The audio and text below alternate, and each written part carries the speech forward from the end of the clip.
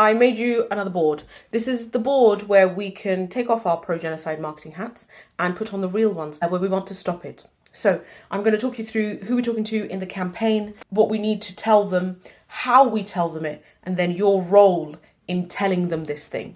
First and foremost, the people who we are speaking to are those who have been frightened into silence or are neutral to the situation and believe that is the right course of action. We need to shift them through this funnel from neutrality into awareness of the situation, knowledge of what is happening, and then therefore support. Full disclosure, we do not have $7.1 million to spend on just YouTube ads in 2 weeks. What we do have are two very powerful things. One is you and me and everyone watching this who wants to stop this genocide, which is awesome. The other thing that we have is the most powerful marketing tool, arguably, of all time, which is just the truth. Now, we know we have the truth because the way this neutrality funnel goes, people who garner awareness and then knowledge from their own research always end up supporting Palestine. Nobody ever looks at a genocide and goes, that is the correct thing to do. Yep, that's the only logical conclusion. So you can bet your bottom dollar that we're on the right side of history. We know that previously they've been scared into silence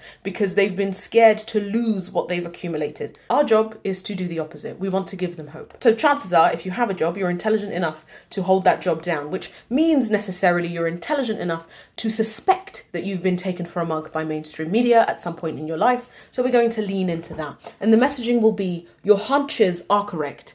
It's not that complex. We understand that the reality of having an opinion sometimes means you will lose your connections and potentially put your status in danger. This is just a matter of fact, so it's very useless to tell them the falsehood that won't happen. So what we will say is the other thing. You will join the global community who is all in solidarity with Palestine.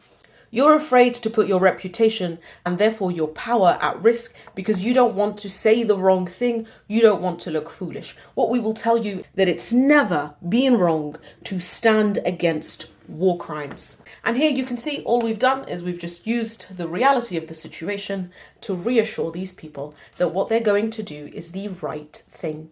This is where you come in. Specifically, I want to speak to you if you have been through the neutrality to awareness to knowledge to support funnel. Your job, quite simply, is to share your truth and how you did this.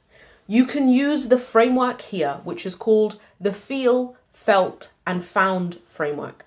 I've put an example here of someone who used to believe that the idea was too complex and their silence was a good thing, and this is how they told their story.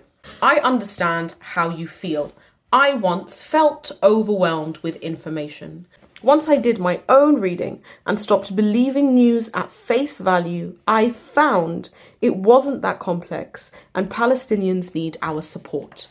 What this framework does is it acknowledges the reality that some people do feel like this now. It acknowledges that you used to feel this way too, but then it also realizes that there's a light at the other side of the tunnel and actually there is an alternative reality where they can do good. Choose a medium of your choice that suits you most, whether that's a blog post, a LinkedIn, a video, a whiteboard, whatever it is you want, just put it out there. That's your job. The rest of us, our job is to take them through this with some graphics that, again, all they do is they rely on consistent, honest messaging and a very clear call to action. I've given you an idea here of something that relies on awareness and knowledge right down to support. In this example, I've just used 3 little Instagram squares to explain this. Targeting hospitals, schools and churches to kill innocent children is a war crime. Your hunches are correct. It's not complex. The next one says there are no two sides to genocide. Join the global community to end war crimes. You can see how we're using this messaging to reinforce that they can be on the right side of history as soon as they're aware of the reality of what's happening. The last one is a pure call to action to try and garner some vocal support for our cause. And it literally just says, do no harm is not good enough. We have to do active good. Standing against war crimes will always be the right thing to do. So that's the marketing plan. That's an idea of how it works. I can share this on some kind of document on the internet.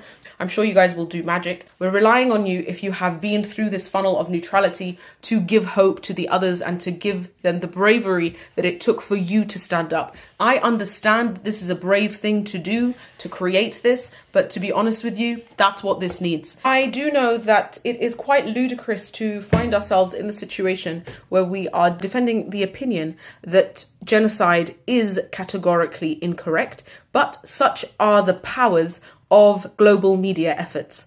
So it is our job to try and undo that. And the way that we do that is very specifically by talking to those who are remaining neutral.